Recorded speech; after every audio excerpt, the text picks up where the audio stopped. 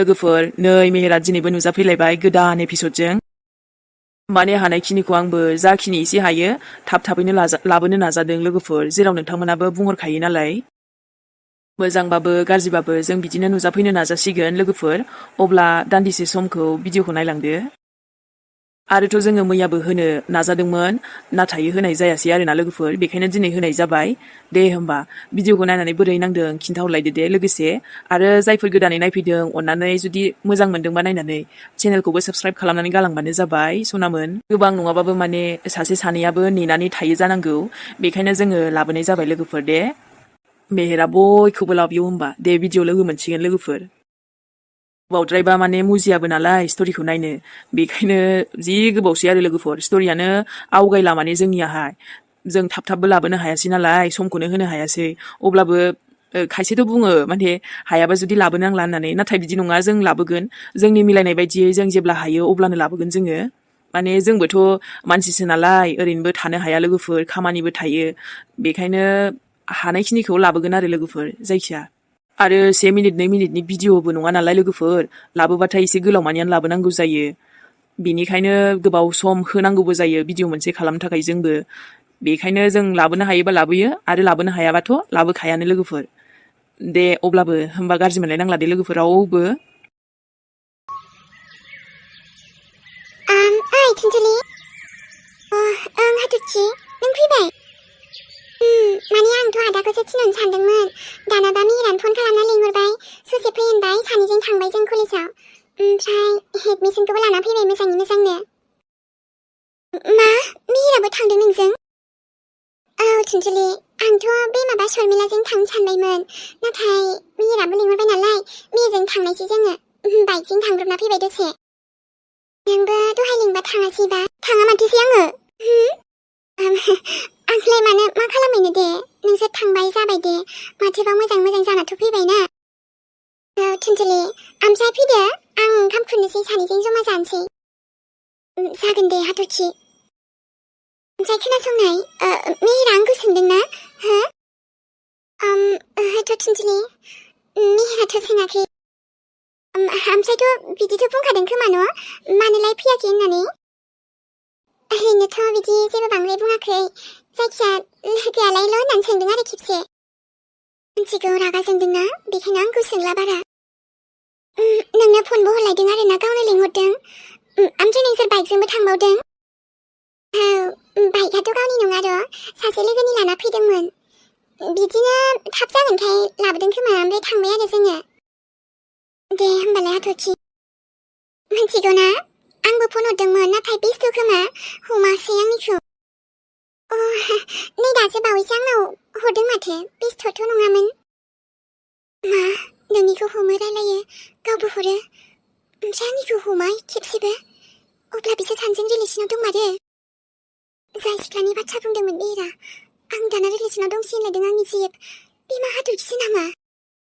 दे होमबा थुनजुलि आं ओंखाम खुरनोसै नों फैदो दे आखाइ आथिं सुनानै जाफैदो सानैजों जानोसै दे ओमफ्राय दसे अखा हाबायलै दसे चार्ज होथ'बायलां फनखौ कारेन्टआबो जोंना थांलाय फैलाय नालाय दे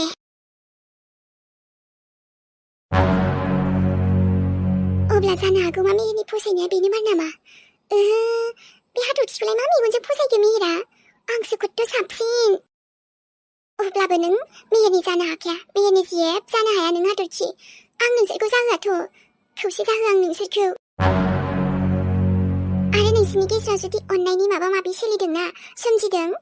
अब्ला आं बेफोरखौ गासैबो बिसाव बदलायजोबगोन मिहिरखौ मोनफिननो थाखाय आं गासैबो खालामजोबगोन नाथाय हाथरखि नोंहाबो मिहिरखौसो मोनबाय गुबुन सेंग्रा नागिरना मोनासै हाथरखिखौ रास्तानिफ्राय हटायनांगोन बिनि थाखाय आं मा खालामनो जे मिहिरजोंबो रायलायनायखौ बन्द खालामथों बियो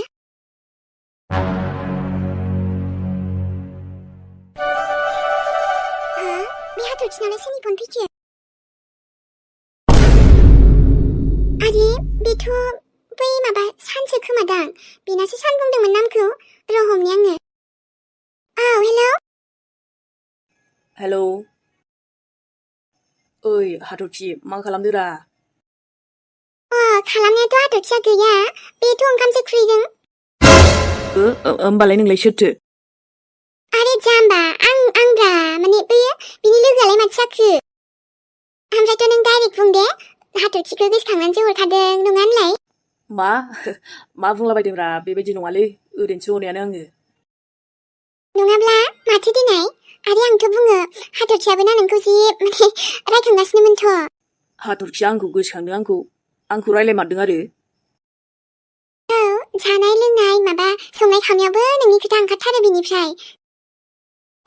बुंनो थाङोब्लाथ' हाथरखियाबो जानो हागौ नोंखौ बिराद गोसोखाङो खोमादां आंनि सिगाङाव बुंबाय थायोना। थुद नों बुंनायालाय नंगौना नङा जाखोलै खोथाया? बे हाथरखिया आंखौ गोसोखांमारदों आरो नोंनि सिगाङाव बुंमारदों। नै था मोनसेथ' आं एसे मोजां नोंनो खोन्थाखुमाहरदों ओमफ्राय नों आंखौनो सन्देहसो खालामबाय। ओमफ्रायथ' आं आरो बुंबावगोन जे नों बेफोर फन हरनायखौ बाथो गलिमार' नोङो फैया मानो फैया खेबसे जोंहा माने बे गामियाव फैनानै नों दसे रायलायफै हाथरखिजों। बिसिनावलाय आं मा होनना हाबहैनांगौ जाखो दे? नों एखनबा थगायोलै दाबा खोथाया नंगौना नङा गावनावनो दायो सोंहरफिनसै खोमा आङो। डाइरेक्टलिबो बोरै थांनोरा गावनाव सोंग्रोनांगोन ना खेबसे आंथ' बारा सिनायलायाबो ना खेबसेल'सो लोगो मोननाय। बेनो मोजां चान्स बेनो एकदमबारे हाथरखि ओरैबायदि मोजां बेजों कानेक्टिं खालामना होनोसै आं र'। हाथरखि नोंनो मेहेर बायदिया नङा बेबायदिजोंसो समायगोन नोंखौ। ओमफ्रायथ' बिसोर सानैखौ सेटिं खालामना होनोसै आं र'। ओरैबायदि मोजां बाख्नायगोन ना आङो बेखौबा बेखौ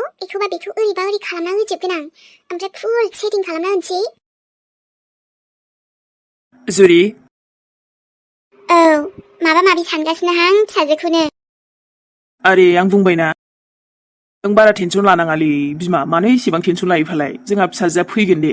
आरो रिजाल्टखौ बारा सानबाय थानाङा बेफोरलाय जिउआव खनसेबाबो जाखायोना। नोंहाथ' जेबो मोनाहाय नाथाय आंथ' मोनोना लायसिगोनसो आं हजों थांनानै बेखौ फैगोन ना फैया बियो फनखौबो हमबावा नोंसाजो मोजाङा। दे आरो बिमा जाबायसै ओमफ्राय माबा फैसा हरथ'लाय बे खुसिरा दङबा नोंनाव 500नि। हा मानोसै? माबालै जोंहाथ' दाख्लैनिफ्राय अमा बेदर जागासिनो आइया जेबो जायाखै बेखायनो दाउसा फिसाफोर मोनबा लायना होफैनोसै आं लकेल दाउखौनो। दिनैबोथ' जोंहा अमा गोरान दङना अमा गोरानजों नारजि आइया नायख्ल' जाबाय थायो। दे जागोन दे बेगाव दङ लायनानै लादो आरो। ओमफ्रायथ' हा उनफोराव जमा जाबालाय माथो जानोमोन दे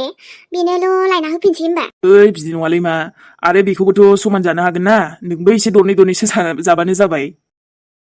नाथायबा आं संनो बायोहाय नोंनो संना होनांगोन दाउखौ गोदानानै आं दाङाबो सङाबोहाय आंहा ओरैनो ओंखाम ओंख्रि संनायावनो जिबायदि मोनखायो आरो एक्सट्रा संबावनांगौ।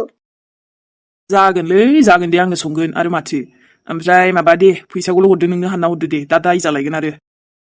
माबाहाय फैसाखौ बे आइनावनो बिबानो जायोमोन बेनावबोथ' थाखागोन ना दाख्लैहाय माबानि बै आइ माबाया जोंहा बै गामि दरनै बारनायनि आइ सासे दंमोन ना बेनाव गोदो माने एसे सिगां दाहार लानाय दंमोननो दाख्लैसो होफैफिनदों आइनो दंखायो बेनावनो बिबानो जायोमोन माथो। थोद आरो नोंबो आं लायना होफैनो गोसो जादों माने हरदोब्रा बेखौलाय मा बिलायनांगौ बेनावलाय। दालायथो एखनबा मालाय आइया गोसो जाबा मालाय गावनो लाबोखायो जों दिनै खेबसे लाबोनायालाय माथो जानो दं। दे लायनि आङो र'। दिरुननानै दोनदो दे आं बेयाव गारि बरनहैग्रोनि। ओमफ्रायथ' बाबानावबो थांनांगौमोन समफोरहाय थांनो लिंहरदों थांना फैनोसै बेयावबो खेबसे। औ जागोन दे आरो।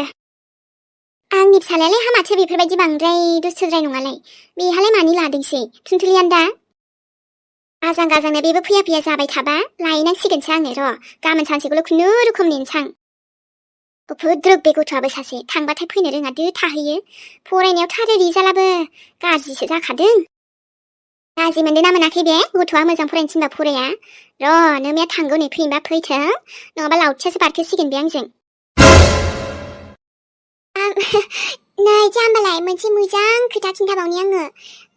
आइ थिंक आंनिबा हाथरखियाबो नोंखौ खेबसे नुनायावनो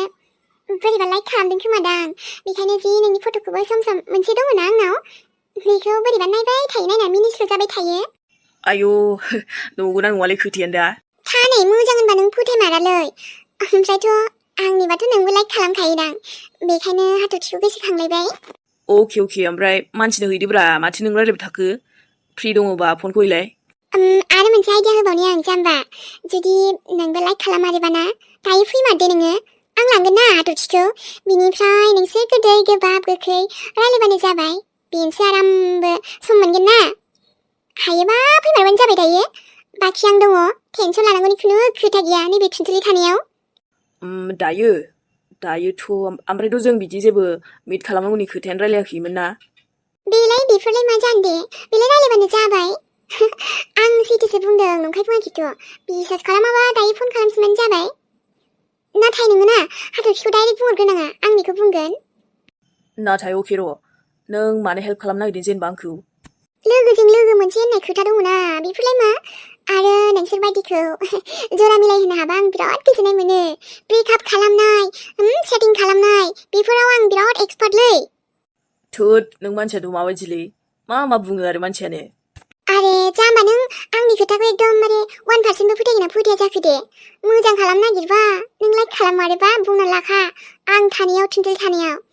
आरो जुदि दायो फैमारबा नाम्बारखौ आंनिखौ सेन्ड खालामना हरगोन आं दानो नोंनो नों दायो आंनाव खनसे कल खालामबानो जाबाय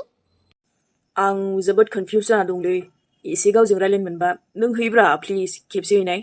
गावजों खनसे रायलायहरग्रोनि आङो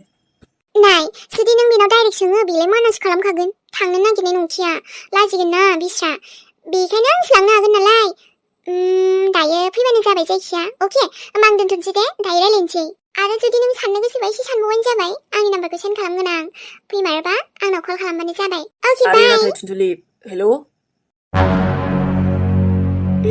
अब मजा आएगा एबारसो मजा नांगोन मोजां जागोन ना हाथरखिया जुदि बेजों सेटिं जानानै बेखौ मोजां मोननानै बेजों हाबा जानानै प्लट थांबा थुनथुलिया जेखौ खालामबाथाय खालामनो आरो मिहिरा खालि आंनिल'सो आरो सेंग्रायाबो बेखौ फसायखायोदां जोंहा हाथरखिखौ बेखायनो आं बे सेंग्राखौ मदद खालामगोन हाथरखिनि खाथियाव लाबोनो आरो हाथरखिखौबो बिनि खाथियाव लांगोन आङो दायो मोनसे मेसेज खालामबावगोनसो आं हाथरखि जाफ्लानानै ओमफ्राय मेसेजखौ डिलिट खालामना दोनगोन आं मोजां चान्स मोनबाय मेहेर नोंसोरो फसायलायोथ' सानैजों दा नोंसोर सानैखौ एकदमबारे नैबे थुनथुलि ग्रह थानायाव नोंसोर सानैजों माब्लाबा मोनलायलाया मोनथिबाय हाथरखि आरो मेहेर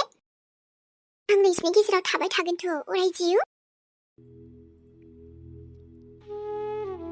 आबा माबोरै जाबोखो एडमिसना मोजाङै मोजां जाबोबायना औ आयै जानायालाय जाबोबायलै ओमफ्राय ना बिराद भिरमोन दिनै बिराद गोलाव लाइनावबो थानांबायना हाथरखिजों आंनिजों जोंहा सानैजों खालामबोबाय दे होमबालाय ओमफ्राय फैसाया मिलायजोब्बायना गासैबो मिलायनायाथ' मिलायबायमोनलै आयै ओमफ्राय हाथरखिजों आंजों फैसाखौ खेबसेनो हरबायना दाना बिनिजों दानबाय जमा लाखिबाय आरोखि आंहा बेनोसो होफिननांगौ दायो 200 होफिननांगौ आं बेनो आंनावथ' दा खुस्रा गैथ'वामोन ना बेखायनो होथ'वासै आं जेबो नङालै आयै साननैसोजों होजागोन बियो दे अब्लालाय आबा दासो गोसोआ स्रां मोनबाय एडमिसन जानानै औ आयै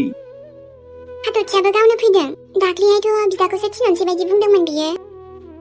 औ दहाय फन खालामबाय ओमफ्राय ससे फैनो थिनबाय आङो सानैजों थांबाय आरो कलेजाव दे होमबालाय आबा ओमफ्राय नोंसिना लोगोआलाय माने नोंसोरजों समानमोन ना बे हाथरखिनि लोगो फैनाया बेनालाय माबोरै जाखो आबा रिजाल्टआ है दायै बेना रिजाल्टआनो गाज्रिसोलै फेलसो मानसियानो फेलसो जादों थुनथुलिनि खोथाखौ बुंदों नङासै नोङो मा फेलसो जादों बियो औब्रा आयै खम दुगिमोन नङासै बियो दालाय मानि फेलसो जाबायना फरायखाया लेखाखौनो मानसिया आइ गथ'खौ नायब्लाथ' एसे सैथान नुयो मारैथो बिदि रिजाल्टआलाय गाज्रि जाखो दे सैथानानो अभार सैथानलै बियो आयै ओमफ्रायथ' नों बेखौ मोजां सानदों नङासै हाब गैया आयै बे बिराद दुस्थ'बो दुस्थ' सैथानबो सैथान ओमफ्राय मानसियाबो थिग नंखाया बोरैबा फाल्थुसो मोनखायो आङो दालाय रिजाल्टआबो फेलसो जाबावबाय बुंनो थाङोब्लाथ' हामदोंसो होनगोन आङो आइ हामा आबा बिदि मालायखौ बुंनो नङाना आं नोंखौ गुबुनखौ बेफोरबायदि बुंनो फोरोङाखैथ' सना बिदि रावखौबो मालाबाबो बुंनाङा दे जायखि मोजाङानो जा गाज्रियानो जा थेवबो अब्लाबो मालायखौ बिब्दि बुंनाङा आरो बासिनाङाबो नों नुवाखैना आयै बिनि आखलफोरखौ आं नुबायना आखलफोरखौ नोंलाय माला बेजों थाबाय थानायनि मोनथिखो आबा मानो होनबा बे आंनि माबा खोनादोंलै आयै बेबायदिनो खोनायोना बैलाय हाथरखियाबो एखनबा सम सम बुङोना दे जाबायसै आबा अब्लाबोथ' नोंसोरनि लोगो मोजाङै रायलाय बेजोंबो ओरै रिजाल्ट गाज्रि जादोंबाबो जेबो बुंनाङा मिथिदोंना जागोन दे ओमफ्राय मिथिगौना आयै दाबो थांनो रोंलाब्रा मानसिया एफा गोबाव जालायलांबाय आलासि जाफैनायखि बेबायदि जाफैयोनालै ने मोनसेथ' जोंनावबो फैबाय थानोसो नागिरलायबावदोंमोननो बियो दे मालायबा थानो गोसो खोमा गावनि लोगोनाव नोंहालाय मानिथो रागा जोंखो दे मालायबा मालाय गावसोर दङ आरो जोंनाव फैबालाय फैबायसै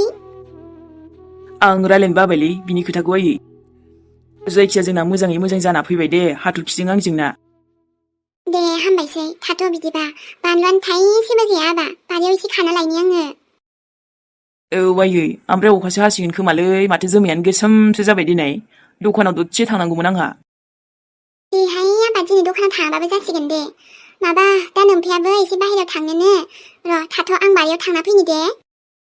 औ दे आयै दाथ' नै गायनाय बोथोरबो जानोसै माइ गायनायनि जोंनालाय ओमफ्राय हाथरखिखौ लायनोसै नामा आयै माने लायथ'नोसै जोंनाव माइ गायनो फैखागोनलै बे आसोला आयौ फैया माथो दा गावसिनाबा मालाय गायो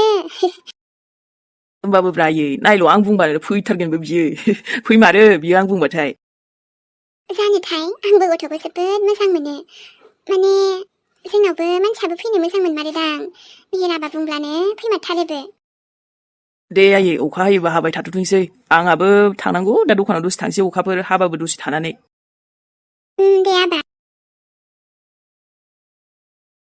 मोनसे खामानियाथ' जोब्बाय र' बेनिफ्रायथ' क्लास जाबा क्लासाव थांबाय थानोसैलाय दसे ओमफ्राय आंनि खामानियावबो साला बे थुनथुलिनि महरखौसो दा नायगौमोनलै आङो बोरै जाना दं बियो आंलाय हाथरखिजों फैगोन सानदों गैया माथो फैफैयाखैना बोरै फैबावनोब्रा बेलाय ओरैनोबाथ' मेहेरनि खिथुखौनो गारखिया ओमफ्राय दा गैया मोजां दे जायखिया फैयासैथ' मानसिया थेवबो आंनि आइया गाज्रिखौनो मोननो रोङालै बेखौल' मानो गासिखौबो मानोबा ओरैदि मानसियाबा मा बेखौ मिन्थिया आइया खिन्थाबाबो माबा ओरैनोसो बुंदों सानो आंखौ लोगोफोर दिनैनि भिडिअखौ बेखिनियाव दोनथ'नाय जाबाय लोगो मोनफिनसिगोनलाय आरो नेक्स्ट एपिसडजों दसेनो मा जायो मा जाया बुंनोथ' हाला जायखिया नुजाफैनोसैलाय नेक्स्ट एपिसडजों दे जायफोर नायनानै मोजां मोनबाय लोगोफोर फोरमायहरबानो जाबाय मेहेरा बिदिबा बयखौबो लाभ इउखा बाय बाय प्रब्लेमखौथ' मा बुंबावनो लोगोफोरना बुंबायानो थाखायो आङो माबा माबि एखनबा जालु जालायानो जोबाना जायखिया जेबो जायाबा जों फैसिगोनलाय आरोना गोबावबाबो जों फैगोन दे अब्ला नायनायनि थाखाय बयनिसिमबो थेंक इउ मेहेरनिफ्राय